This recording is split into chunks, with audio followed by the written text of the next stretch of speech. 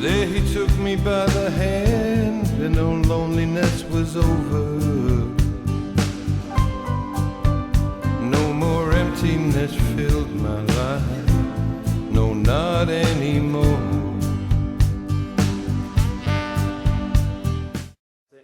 On va dédicacer le cours ce soir pour la réfoua chez Emma de la petite Iska, Bat, Rava, Esther, Simcha. Hachem, qu'elle ait une réfoua chez Emma, sans l'aide des médecins, sans l'aide des médicaments, sans l'aide de rien du tout. Que la Xira qui est venue, que la Xira s'en aille, et que le Shmoko écoute notre filote, écoute notre étude, et que Bezot Hachem, qu'on entende que des bonnes nouvelles. Alors, on va parler ce soir, donc on est toujours dans le sujet des Achakot, comment il faut se conduire avec sa femme lorsqu'elle est nida. Lorsque la femme elle est nida, c'est pas seulement le contact avec elle qui est interdit, c'est pas seulement...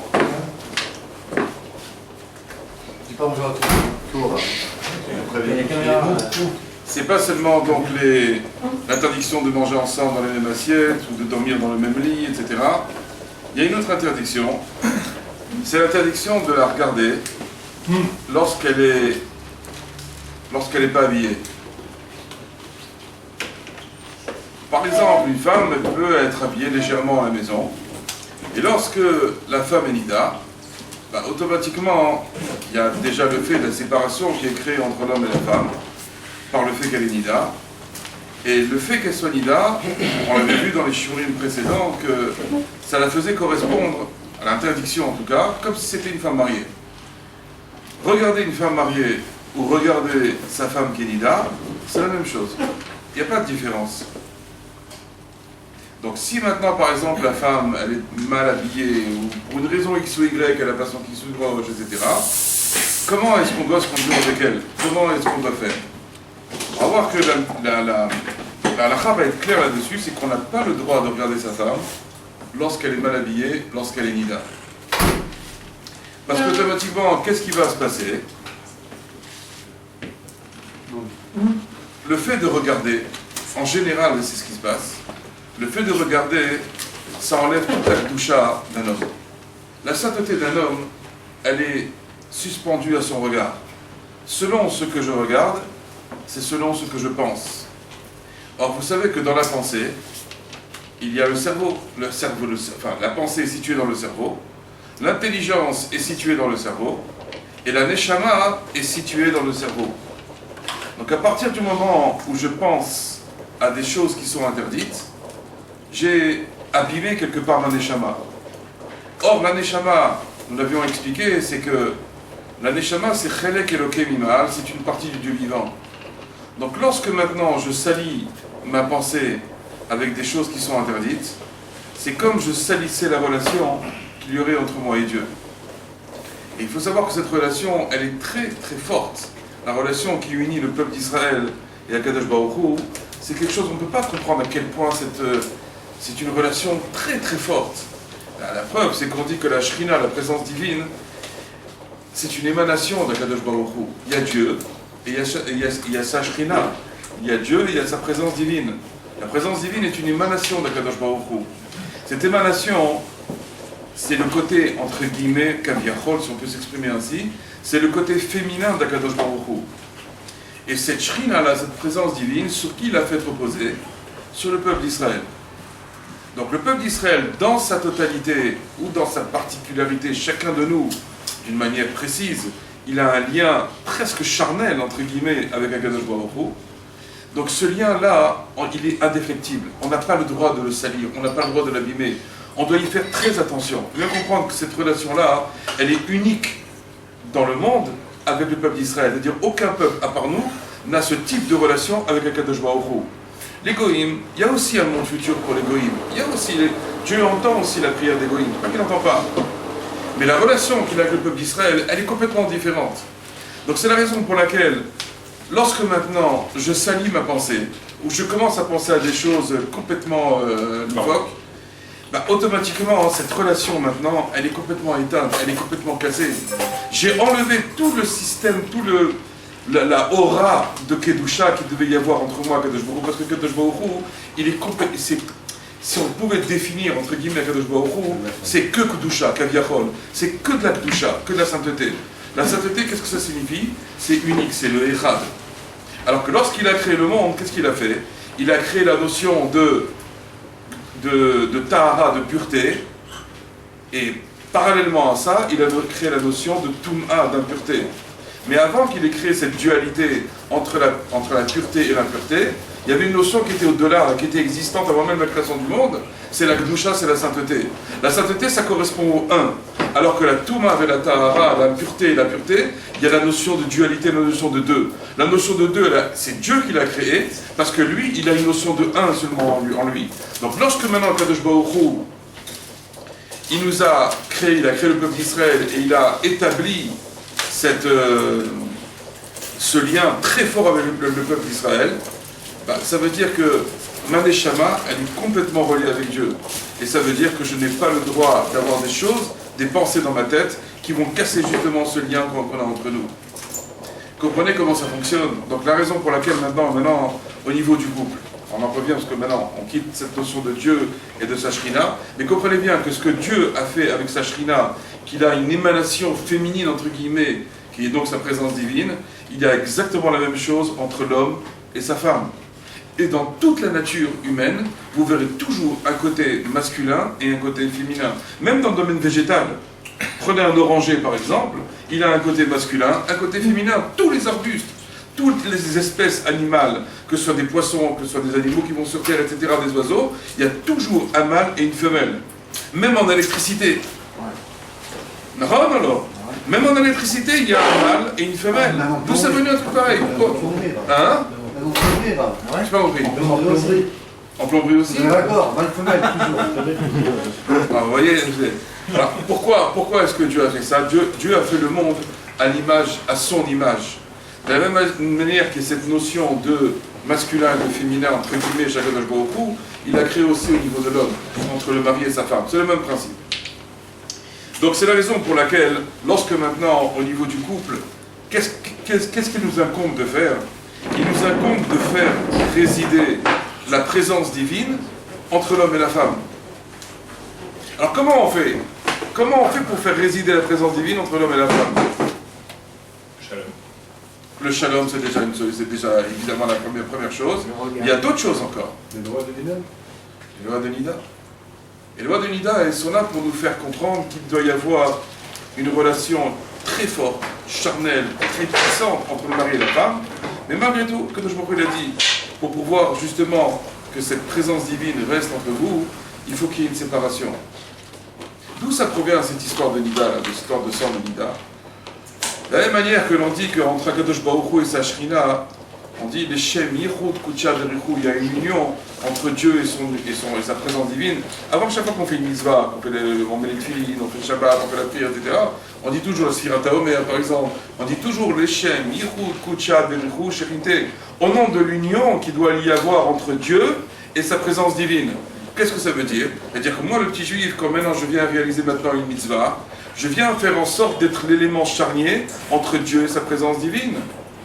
Mais lorsque maintenant le petit juif en question, il vient maintenant et il fait une avéra, au lieu justement de créer cette union entre Dieu et la présence divine, il va séparer complètement Dieu et sa présence divine. Et quand il y a la séparation entre Dieu et sa présence divine, qu'est-ce qui reste? Le Dam Nida. Il reste une tache de sang. Autant je peux être l'élément charnier de la relation entre Dieu et sa Shrina, autant je peux être l'élément qui va les faire séparer. Et de la même manière, comment Dieu a créé le couple, de la même manière aussi. Il y a l'union pendant certains jours qui sont autorisés entre l'homme et la femme, et il y a un moment où cette union-là, elle va être interdite, il y a le Damida qui se met au milieu. Et tout ça pourquoi? C'est venu à cause de quoi? À cause de la faute. De quelle faute? De qui? De Chava. De Chava. Pourquoi le Damida est venu dans le monde? D'où ça sort cette histoire-là que la femme elle a du sang? Pourquoi elle aurait du sang, Bichlal? Pourquoi on n'a pas de sang? Tout ça c'est venu à cause de la faute d'Adam et Chava.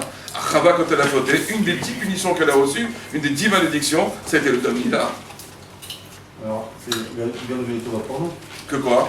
Pour les celui-là, parce que ça nous permet d'entretenir le couple. Ben, Baruch Hashem, c'est ça tout le Inyan. Pourquoi aujourd'hui il y a la Lachot Nida? Parce que si elles n'existaient pas, Aujourd'hui, si on voit le nombre de divorces qu'il y a, il serait démultiplié complètement dans le monde religieux ou en tout cas traditionnaliste. Parce qu'il y a un dégoût qui s'instaure. Et Dieu a fait les choses de cette manière-là, que lorsqu'on est trop avec sa femme, on est écœuré à la fin. Il ne tient pas le couple. Qu'est-ce qui se passe lorsqu'un homme il est tellement avec sa femme, ben, il a envie d'aller voir ailleurs. C'est la nature. Kadosh Baruch Hu, il a fait les choses comme ça. Plus on est avec sa femme et plus on devient comme un coq avec sa femme, plus à la fin on est dégoûté de sa femme. Et donc la nature humaine, elle est que quoi? Lorsqu'on se lasse d'une chose, ben, qu'est-ce qu'on a envie de faire? D'aller voir ailleurs. Et donc, toute la halachot maintenant qu'on est en train de voir maintenant, par exemple, le sujet de la herba, de la nudité de sa femme, lorsque sa femme elle est mal habillée, ou elle est mal, etc., pourquoi on n'a pas le droit de la regarder? Parce qu'on doit préserver son regard jusqu'au jour du mikvé. Après le mikvé, c'est une autre histoire. Mais tout le temps où il n'y a pas le mikvé, tout le temps où elle n'est pas encore théora, elle n'est pas encore pure pour son mari, chayav de créer justement cette séparation, de respecter cette séparation, pour retrouver sa femme comme au premier jour justement du mariage, au moment qu'on l'a mis sous la coupa, qu'on est passé sous la coupa avec elle. Vous comprenez? Donc c'est très important de comprendre ces notions-là, avant justement de commencer à intervenir dans la notion de qu'est-ce qu'on peut regarder, pas regarder, pourquoi, comment, etc. Il faut comprendre toute cette démarche avant de pouvoir justement aborder ce genre dans la France. Alors regardez comment c'est écrit. Alors justement, comment ça se traduit maintenant dans le Maasé? Alors voilà, justement, on va voir maintenant au niveau de la halakha, au niveau pratique, comment il faut faire. Parce que malheureusement, il y a certains couples où la femme, elle n'est pas toujours très religieuse. Et la notion de tsniout lui échappe. Et elle ne comprend pas que lorsqu'elle est mal habillée, elle déclenche quelque chose. Quand on voit une femme mal habillée devant nous, qui n'est pas notre femme, elle déclenche quelque chose. Même on est tzaddik, on pense à Hachem, machin. Si on a eu le malheur de poser nos yeux sur elle, il y a quelque chose qui s'est ouvert en nous. Pourquoi les Chachamim, tellement ils insistent là-dessus, sur la Shmirat HaEinaim, garder ses yeux? Pourquoi la Torah elle insiste tellement? Tous les jours dans le Shema Israël, on dit ça. Velotaturu acharei levavchem v'acharei einechem. Ne vous laissez pas aller d'après vos yeux. Pourquoi? Asheratem zonim acharechem. Parce que vous allez vous laisser prostituer d'après vos yeux. Vous ne serez plus maître de votre pensée. C'est impossible après. Comment penser à Hachem lorsqu'on a vu une femme qui était habillée Fini. Il n'y a plus ni Hachem, il n'y a plus rien. Il y a la tava, il y a mes yeux qui sortent comme ça et qui a envie d'une seule chose, c'est de réaliser la chose, c'est tout.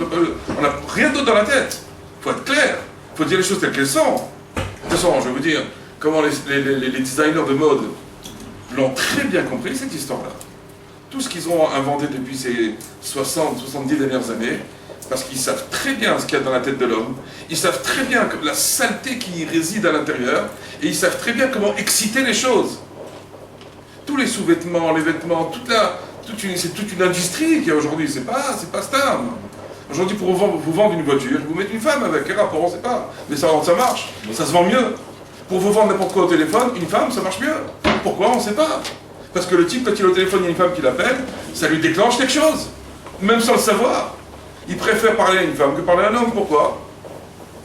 Dieu a fait les choses comme ça. Mais maintenant que nous savons que Dieu a fait les choses comme ça, alors il faut se prémunir. Puisqu'on sait que toute notre relation avec Dieu, elle est par rapport à notre séchel. Et aujourd'hui, qu'est-ce qu'on veut toucher? Essentiellement, c'est notre séchel. Et le séchel, par quoi il est touché? C'est par les yeux d'abord. Par les yeux, par les oreilles, par la bouche, partout. Je me suis posé la question la dernière fois. C'est vrai que toutes les autres tahava, genre la bouffe, etc., on a un intérêt. Quelqu'un qui accroît la bouffe, etc., il a un intérêt personnel, physique. Mais regarder une femme, n'a aucun intérêt. Et pourtant, personne n'arrive à tenir. Enfin, personne. Ceux qui ne sont pas sadiques, en tout cas, ils n'arrivent pas à tenir leur regard. On n'a pas intérêt.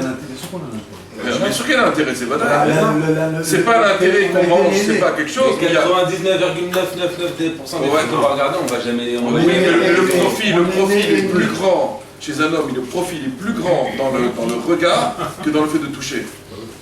On est né là. Il y a un profil qui est. Il y a un profil qui est plus grand dans le regard que dans le toucher. Il faut C'est considéré comme une acquisition, entre guillemets. Ben ouais. Et le problème, c'est pourquoi on n'arrive pas à tenir notre regard? Parce qu'on a l'impression qu'on va rater quelque chose. Ah non, je suis obligé de regarder. Je suis obligé, j'ai pas le choix. En regardant, Je peux pas rater ça, non? Allez, que cette fois-là. Voilà, bon, demain on fera tu vas. En attendant, tu as été ménatek avec Dieu. Tu ne peux pas penser à Dieu et penser à une étrangère en même temps. C'est impossible. Tu peux penser à ta femme et à Dieu en même temps, mais tu ne peux pas penser à une étrangère et à Dieu en même temps. C'est impossible. Yevcha. Yevcha. Ouais. Et tout est fait aujourd'hui pour qu'on ne pense pas à Dieu. Tout est fait dans le monde, tout est organisé de manière à ce qu'on ne doit pas penser à Dieu. Surtout ne pense pas à Hachem. Vous arrivez à l'aéroport, ici à Ben Gurion, des écrans géants. Pourquoi? Surtout ne pense pas à ta vie. Surtout ne réfléchis pas. Pense au Coca-Cola, pense aux lunettes, pense aux voitures, pense à ce que tu as envie, mais surtout ne pense pas à ta vie. C'est ça exactement ce qu'on est en train de faire dans ce monde-ci, malheureusement aujourd'hui. On ne veut plus nous laisser penser à la Kedusha. On est obsédé, omnibulé par tout ce qui concerne dans le monde, sauf Hachem. Surtout ne pense pas à Hachem. Surtout ne pense pas à toi. Pense à ce que ton moi il a besoin. Pense à tes tavots, pense à tes désirs. Ça oui, on est là pour exciter le système. Au contraire, ça fait marcher le business, c'est ça qu'on veut. Mais surtout toi et Dieu, on ne peut même pas en parler. Tabou, assourd d'en parler. Rien que quitter un petit peu Jérusalem, aller vers Tel Aviv, Ramat Aviv, etc., vous allez paraître presque rétrograde lorsqu'on commence à parler d'Hachem. Ça arrive, nous. On en est arrivé à ce niveau-là. On en est arrivé à ça aujourd'hui. Pour notre défense, là, aujourd'hui, ça nous a imposé. C'est imposé à nos yeux. C'est-à-dire Ça veut dire que vous nous dites que nos yeux, si on voit une femme dans l'autobus, je prends toujours l'exemple d'autobus parce que je suis pas. Ouais, tu étais souvent en bus. Je suis vraiment souvent en bus. Ça dépend lequel. Mais non, mais non. Même quand tu vas dans les quartiers religieux et tout, il y a toujours des gens qui vont de l'autre côté du quartier religieux et que quoi que nous soit les bus qu'on prend. Ouais, non mais Chanel aujourd'hui, Ça vous a imposé. Alors, vous nous avez dit de lire le Tikkun HaKlali, de lire, mais quand vous êtes dans le bus, c'est pas une question de je vais rater quelque chose ou c'est que ça c'est là quoi. Ok. C'est là. Et quand c'est là et que tu as vu, c'est tout un bus entier. je vais te dire quelque chose. Quand c'est là et que tu as vu, moi aussi ce matin, voilà, je suis allé à la Rabbanout ce matin, en microsecondes, c'est pas possible. Qu'est-ce qu'il nous reste comme solution? Qu'est-ce qu'on fait dans ces cas-là? Comment on peut garder la Kedusha de la Machashava de la pensée? C'est très facile. Dieu, il a donné quelque chose qui s'appelle l'oubli. On a le droit de prier pour oublier.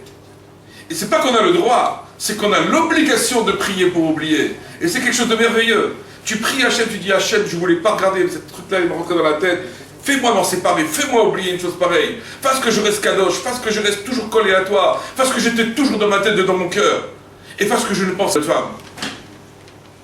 Quand tu parles comme ça à Dieu, Dieu il t'entend. Il attend que ça.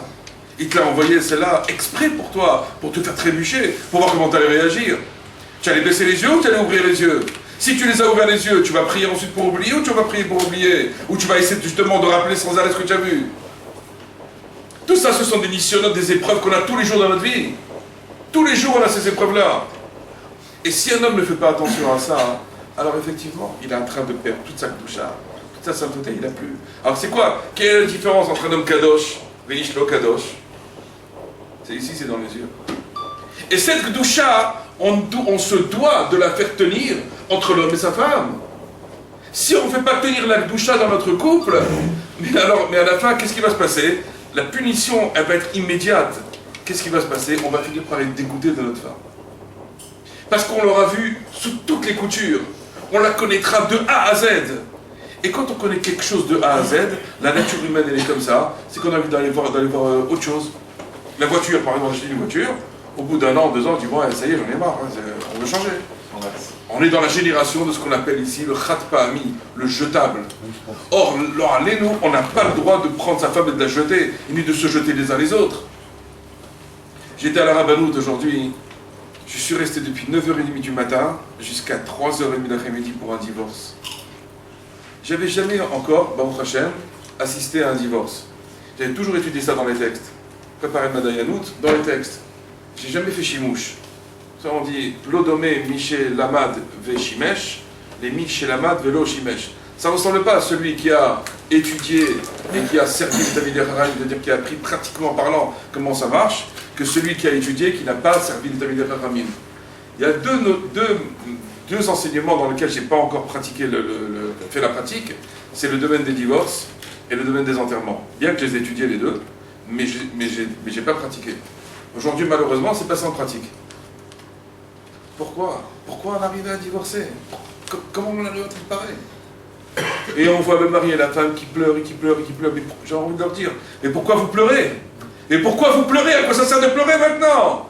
Vous en êtes arrivé au divorce, pourquoi vous pleurez? Pourquoi? Alors, une des raisons du divorce, c'est parce que, en l'occurrence, un il est allé voir ailleurs, ou l'autre elle est allée voir ailleurs, parce qu'il y a un dégoût qui s'installe. Et ça, c'est une punition divine, ça. C'est une punition divine. Pourquoi tu veux plus de ton mari? Pourquoi tu veux plus de ta femme? Elle t'intéresse plus, elle t'attire plus. Il y en a une plus belle, mais qu'est-ce qui s'est passé entre temps? Si un bel Adam, il avait été chômé à la Chot Nida comme il faut, mais sa femme, il la retrouverait chaque jour du mikvé, comme si c'était le jour de la Choupa, même après 20 ou 30 ans qui seraient passés. Mais le problème, il n'y a pas Nida, il n'y a pas de respect de Tarat Mishpacha, sa femme, on la voit dans toutes les coutures, dans tous les sens, etc. Mais à la fin, c'est fini, on n'est plus intéressé. On n'est plus intéressé. Vous comprenez ce qui se passe? Alors, donc, la raison de ces halachot, maintenant qu'on est en train de voir maintenant ici, regardez ce que dit la halacha. Un homme n'a pas le droit de regarder les endroits qui sont couverts de sa femme au moment où elle est nida. Normalement, c'est quoi les endroits qui sont couverts? Ben, c'est le bras, c'est les jambes, c'est le corps, quoi. Ces endroits-là sont couverts, jusqu'au coude, jusqu'ici. Le genou doit être couvert aussi, enfin, le corps naturellement. Et ici aussi, pareil, jusqu'au cou, normal. Donc, un homme n'a pas le droit de commencer à regarder ces endroits-là s'ils sont découverts, quand elle est nida. Parce qu'automatiquement, qu'est-ce qui va se passer? Shema yavoli de mirchol ve'irur. La nature humaine, Dieu l'a faite comme ça. Un homme, il voit, un homme pense. Tout de suite, il y a sans discuter, il n'y a pas... une femme, c'est différent. Une femme, elle peut voir un homme en truc, mais il n'y a rien qui va se passer pour elle. Nous, on a vu un truc, ça y est, c'est fini, c'est terminé. Une jupe fendue, c'est terminé. Qu'est-ce qu'il y a? D'où ils ont inventé cette histoire des jupes fendues, les designers? D'où ils ont inventé ce truc-là? Une fois oui, une fois non, une fois oui, une fois non. Je pense que le Blédan, ils se met de balle complètement. Ils deviennent fous à la fin. Hamagoul. Ils ont bien compris, ils ont très bien compris. C'est des chachamim dans la Touma, ceux-là. C'est des géonim dans la Touma. C'est des hommes, mais les designers, c'est pas des femmes, hein. Que ce soit Versace, ou Chanel, ou Christian Dior, tous ces kchaïm-là, ou Yves Saint Laurent, d'ailleurs on connaît leur vie. On sait que ce sont non seulement des dépravés, mais ils ont été encore plus loin que la dépravation. Ils ont atteint tous les sommets les plus hauts. Ils ont très bien compris la Touma, comment ça fonctionne. Abba leitaer mesayeino, celui qui vient se purifier, on l'aide, on lui donne un petit coup de main. Abba leitame, celui qui vient se rendre impur, potrimlo, on lui ouvre toutes les portes. Il devient un gaon il devient. Alors que celui qui veut se rentrer dans la Gdusha, on lui donne un petit coup de pouce, on lui donne seulement. Parce que le travail bosse. Alors que la Touma, l'impureté, elle vient tellement facilement chez l'homme. Il n'y a pas de souci, c'est très facile. Très facile de devenir un impur. Pas d'être serre. Chic, on devient un impur. On allume un bouton, on met le machin, on met la chaîne, et ça y est, on est devenu le plus grand pervers de la terre. C'est pas dur, hein? Au contraire, c'est facile. Appuie sur le petit bouton. Appuie sur le bouton, tu vas voir comment c'est facile, comment tu vas t'éclater après. Le plus grand pervers de la terre, tu seras nommé. Par contre, devenir le plus grand sadique de la terre, combien de travail, combien de supplies, combien de Torah il faut apprendre, combien de Tachanounim, combien de Tfilot il faut faire, combien de Mikvaot, combien de Tikkun Chatzot, combien de Kotel il faut aller, combien de choses il faut faire, c'est pas possible. Alors que celui qui veut la Touma, qui veut la pureté, allez vas-y, tic-tac, c'est pas dur. Pourquoi? Parce que c'est le secret immédiatement qui va être attaqué. C'est la Nshama qu'on attaque. Il faut comprendre que c'est une lutte aujourd'hui. On arrive à l'approche du Mashiach, on arrive à la fin du temps, c'est terminé. Tout est en train de se jouer à la fin maintenant, à la fin là. On est en train de jouer les dernières donnes. Et regardez sur qui ça tombe sur notre génération à nous. C'est pas tombé sur la génération du Baal Shem Tov, de 200, 300 ans, et de Tzadikim, c'est tombé chez nous, les plus dépravés, les plus machins, où toute la Touma est environnante dans tous les sens, et jamais l'impureté n'a été aussi forte qu'aujourd'hui. Jamais ça a atteint des proportions aussi évidentes et aussi folles. Jamais ça a atteint un truc pareil. Alors qu'est-ce qu'il nous reste là-dedans dans cette histoire-là? Il nous reste maintenant la Tarat HaMishpacha, il nous reste la pureté de la famille, il nous reste les relations entre un homme et sa femme, la beauté de cette relation, pas la pourriture, pas la saleté de cette relation. quand on se salit, un Ben Adam, il peut devenir un pervers avec sa femme aussi. Parce que ce qu'il a vu, il a envie de reproduire. Il ne comprend pas que ce qu'il a vu, c'était... C'est pas sa femme ce qu'il a vu. Et il ne peut pas mettre ce qu'il a vu dans son lit avec sa femme. C'est un casse d'avare. Si t'as aimé dans la Touma et que t'as envie de reprendre avec ta femme, dans les temps dans le cachère, hein. Il ne faut pas reproduire ce qu'on a vu dans les films avec sa femme. Sa femme, c'est Kadosh. Avec sa femme, on ne fait pas du sexe. Avec sa femme, on fait une mitzvah. Si la femme elle veut. Il n'y a pas elle veut pour l'instant. D'abord, il faut comprendre la notion de la chose. Avec sa femme, on ne fait pas du sexe. Avec sa femme, on fait une mitzvah. Ce qui est fondamentalement différent. Fondamentalement différent. Que maintenant la femme, elle aussi, elle a vu des films et que celui a transformé son esprit, c'est une autre histoire, ça encore. Je sais que ça existe. Je sais trop bien que ça existe. Je sais, évidemment. On dit que c'est pas le cas, on dit que c'est que l'homme. Non, malheureusement maintenant, les femmes aussi. Non, on prend le cas c'est un homme. C'est quoi? C'est quoi? C'est l'homme qui a envie de reproduire ce qu'il a eu à l'époque. Mais maintenant la femme, elle aussi, elle a envie de reproduire maintenant. La femme, elle a envie de reproduire. Elle parle avec des copines. Elle voit des films. Elles sont en train de discuter ensemble. Il se passe plein de choses. Le mental de la femme s'est complètement transformé aujourd'hui. C'est fini. Il faut oublier les femmes d'Arfasra. Il faut oublier, c'est terminé tout ça. Quand j'étais ce matin à la Rabbanout, j'ai mon ami là-bas qui travaille là-bas, qui est le maskir, qui est le secrétaire. Il m'a confirmé, il m'a dit, comprenez bien, Taïeb, il m'a dit 80% des demandes de divorce sont initiées par les femmes. Ça n'existait pas une histoire pareille, ça n'existait pas. Jamais une femme n'aurait osé divorcer. Jamais. Mais moi je me rappelle enfant, j'avais 6-7 ans. Ma femme me disait, tu as vu cette femme-là, tu es allé au café? J'avais donc 45 ans, combien de temps il y a? 45 ans à peu près. Ma mère me disait, vraiment cette femme elle va au café, elle apprend. Les femmes n'allaient pas au café. Ça n'existait pas. Et j'ai vu un article hier, le 1er janvier 1965, il n'y a pas très longtemps, hein? Ça fait combien? 50 ans? Combien ça fait? 60 ans? 50 ans. Le 1er janvier 1965 a été autorisé en France le droit à la femme de travailler sans l'accord du mari. Il n'y a pas très longtemps qu'on parle de... C'est en 65. C'est pas, vous dites, il y a 500 ans de ça. Il y a 40 ans. 40-45 ans. Et qu'est-ce qui s'est passé depuis? Tout le monde entier a changé. Entièrement. Devant nos yeux, on le voit. On va comparer. Est-ce que maintenant vous verriez une femme qui demande à son mari l'autorisation d'aller travailler? Je veux voir, moi. Je veux voir qu'elle va demander l'autorisation. Un bail qui est dans la console. Ouais. Tu l'as pas dit. Par contre, nous on doit le demander. Hein. Vous comprenez comment il y a une transformation totale de la mentalité féminine. Aujourd'hui, la femme, elle est parfois plus intelligente que l'homme. Elle a fait plus d'études que l'homme. Des fois, elle gagne plus d'argent que le mari. Elle est plus intelligente, elle est plus avertie, elle en connaît plus, etc.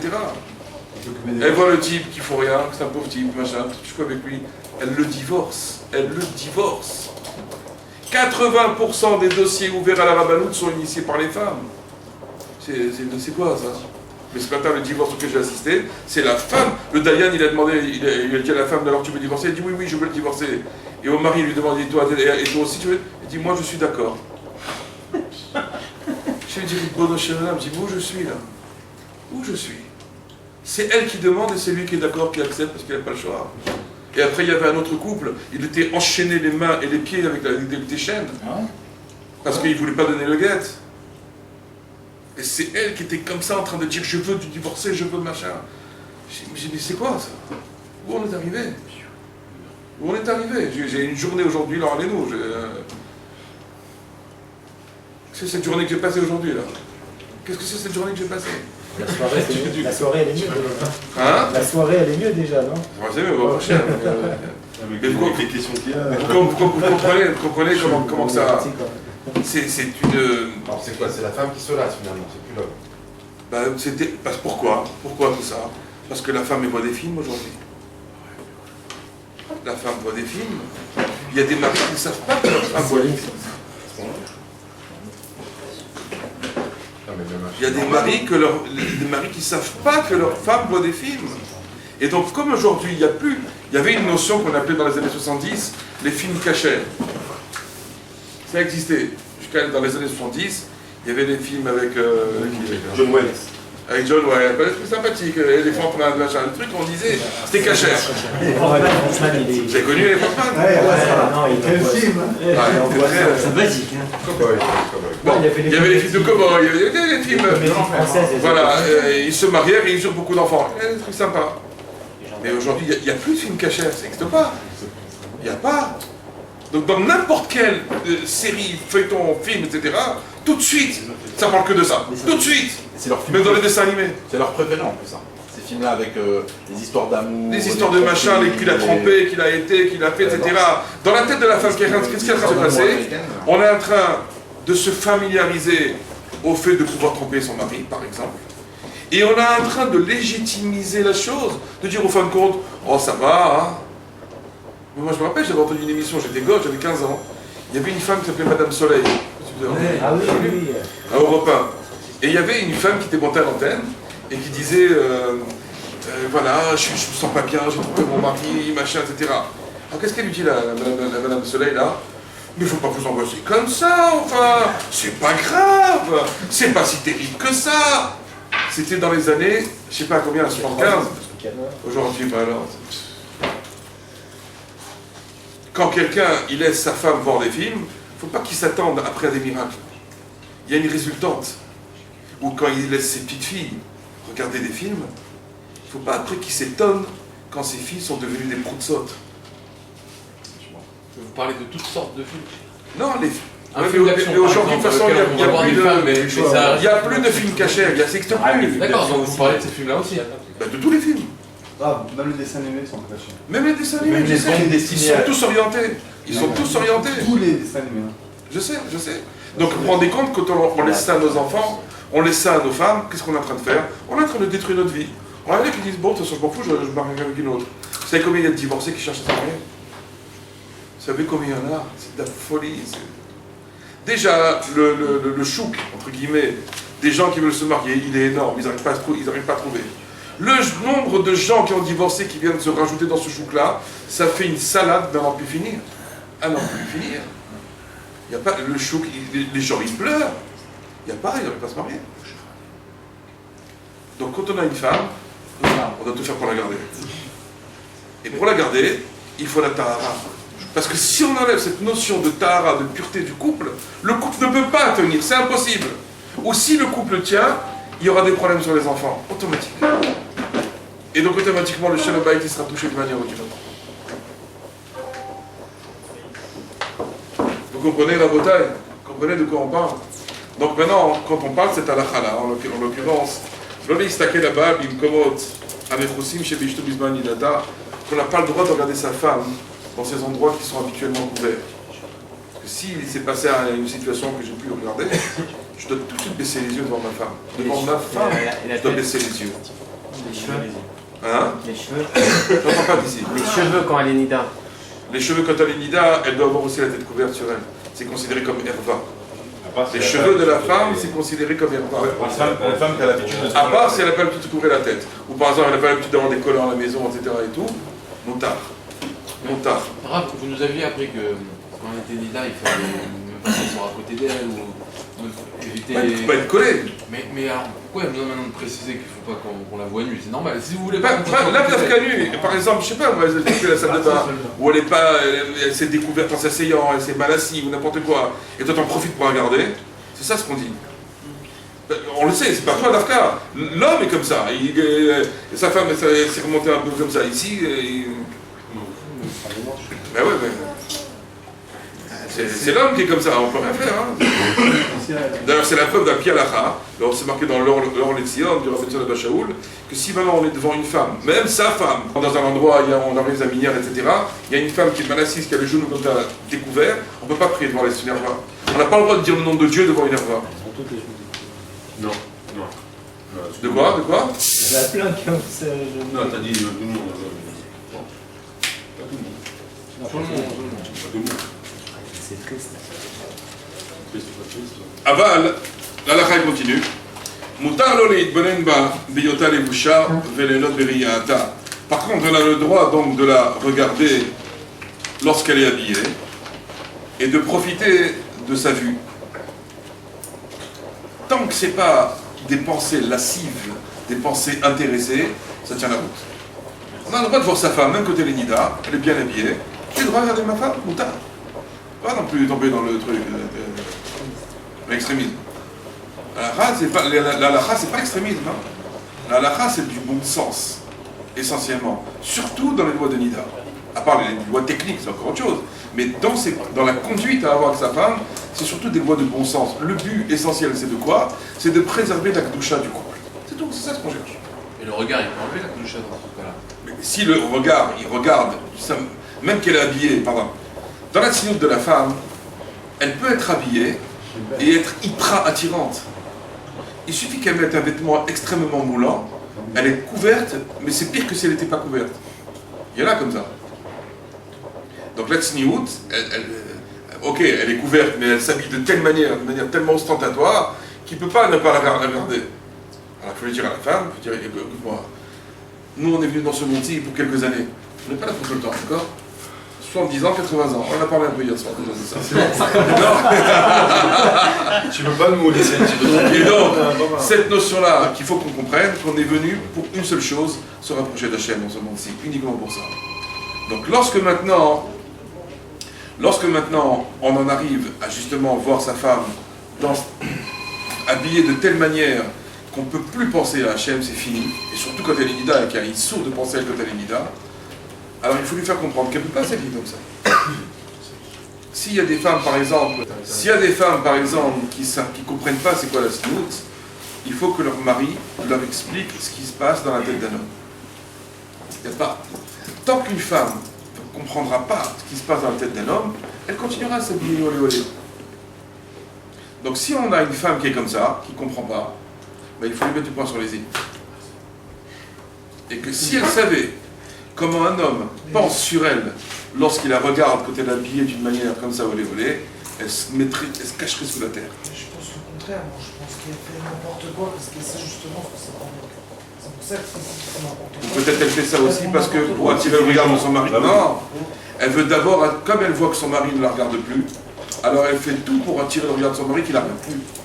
C'est ça ce qui est en train de se passer sur Je veux dire quelque chose. Son côté Les femmes, quand elles sont à la maison, en général, elles font en pyjama. Putain, quand elles sortent, elles font bien. Alors, c'est le contraire du bon sens. Normalement, quand elle est à la maison, elle devrait être tip-top.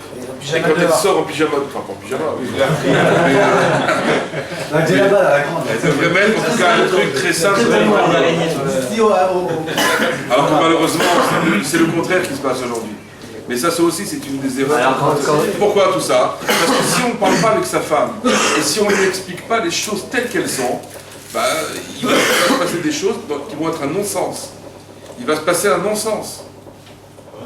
Il faut expliquer à sa femme comment ça marche le cerveau d'un homme. Elle le sait, t'inquiète pas. Non, elle ne le sait pas. Si tu lui as dit, elle le sait. Si tu lui as pas dit, elle ne le sait pas. Parce que personne ne lui dira.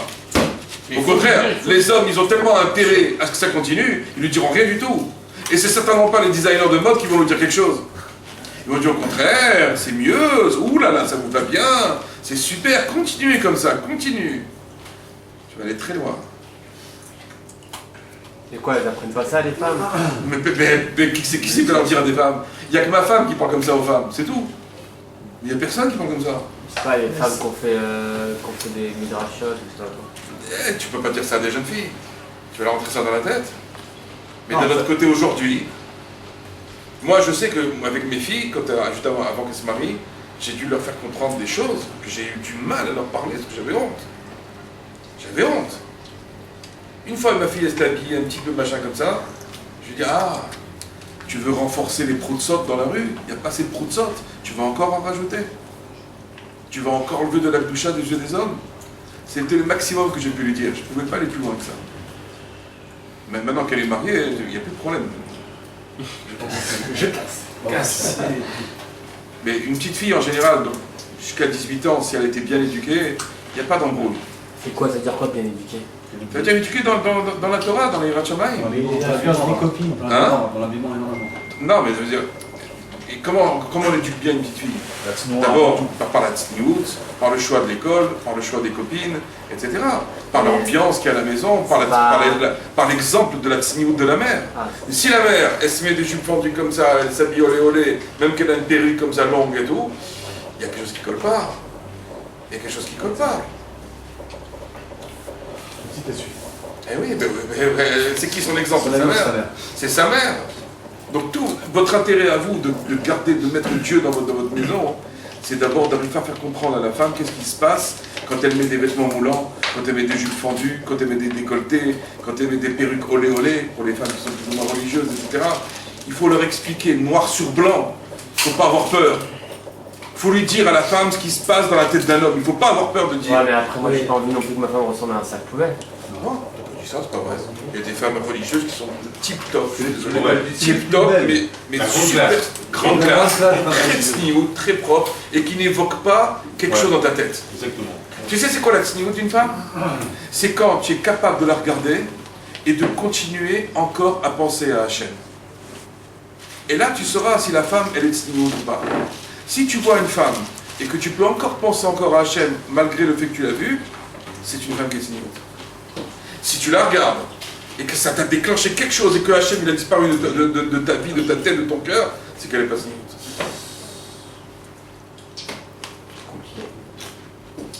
J'arrive pas à concevoir. On n'est pas censé la regarder.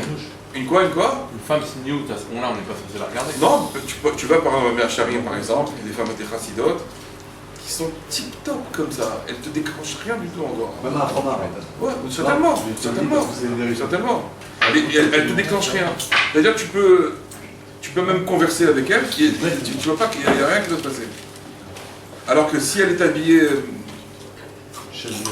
Mais ceux qui mettent le tchador, c'est toute ménique, ça. Les juifs ou les arabes? Ouais, les juifs, la burqa. Le tchador, le fichka.